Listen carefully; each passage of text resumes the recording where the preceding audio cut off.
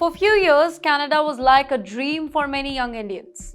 It was known for its friendly immigration policy, high quality education, and better work opportunities. For many students from Punjab, Gujarat, Andhra Pradesh, and other Indian states too, Canada was the first step towards building a future in North America, sometimes even a pathway to the US. But now, that dream is facing serious challenges. Let me tell you what's going wrong in Canada right now. In recent years, Canada opened its doors widely for international students and temporary workers. Between 2013 and 2023, the number of international students in Canada went from about 265,000 to over 900,000. A large number of these students were from India. In fact, in 2023, Indians make up about 40% of all international students in Canada. But along with students, temporary foreign workers also started entering the country in large numbers.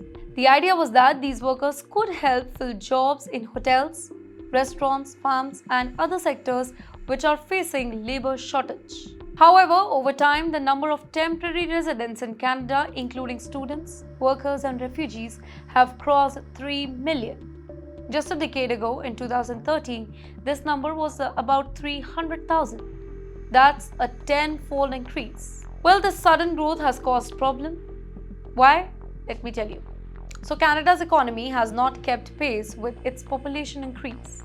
There are fewer jobs, higher cost of living, and growing pressure on healthcare and housing. As a result, many Canadians are now upset. They feel that the government allowed too many people to come in too quickly. Because of this pressure from the public, Canada is now making it harder to stay in the country. Rules for renewing work permit have become stricter, and the process of getting a new labor market impact assessment, a document that allows a Canadian employer to hire a foreign worker, has become very slow. In fact, reports suggest that over 2.4 million visa-related applications are stuck in the system, including LMIA and work permit renewals.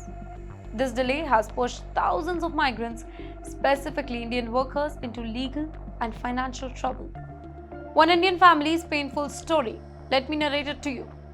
Devi Acharya is an Indian woman who moved to British Columbia with her husband and son in 2022. She worked as a hotel housekeeper and was really happy. Her family even bought a house. But when she applied for her LMIA renewal in September 2024, no reply came. Now her work permit has also expired. She's stuck, she can't work, she can't go to a doctor, she can't send her 5-year-old son to school. She even suffered a miscarriage but didn't go to the hospital.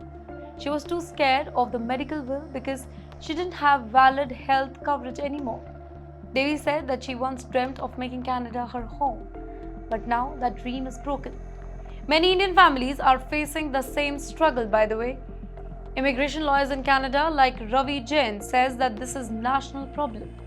He is member of Canadian Immigration Lawyer Association, and he warns that the government is under political pressure to reduce the number of foreign workers and students.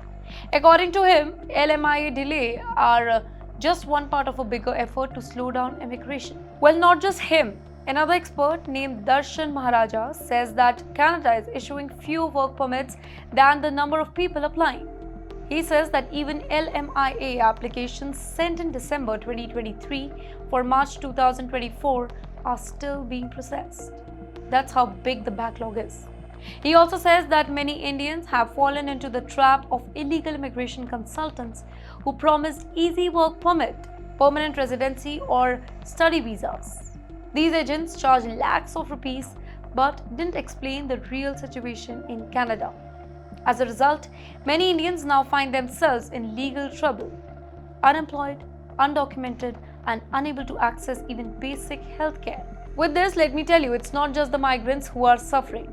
Even employers, specifically in small towns and the hospitality sector, are struggling. They train foreign workers and they are now unsure if those workers can stay. Businesses in remote areas where it's already really hard to find staff are being hit the hardest.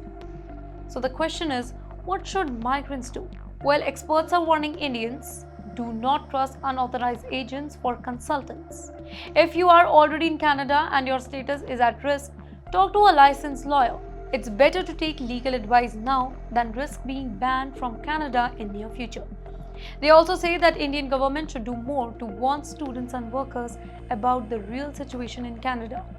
Dreams of going abroad are good, but they must be based on truth, not marketing by any shady consultant. In the end, Canada is no longer the easy destination that it was once. The immigration system is now stricter, slower, and more uncertain. For thousands of Indian students and workers, life in Canada is now full of stress and fear.